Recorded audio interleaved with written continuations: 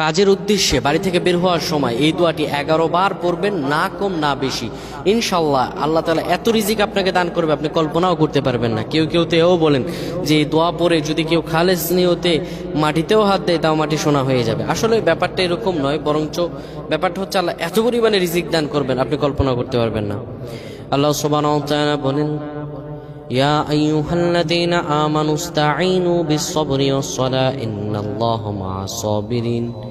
আল্লাহ বলেন, বান্দা আমার কাছে চাও, ইসতাঈনু বিস-সাবরি ওয়াস-সালাহ, ধৈর্য এবং নামাজের মাধ্যমে, ইন্নাল্লাহা মা'আস সাবিরিন, আমি আল্লাহ নিশ্চয়ই ধৈর্য ধারণকারীদের সঙ্গে রয়েছি।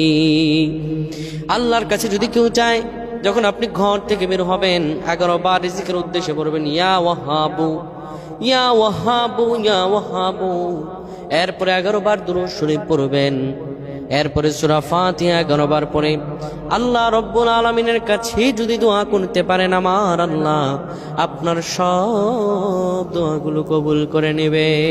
সুবহানাল্লাহ।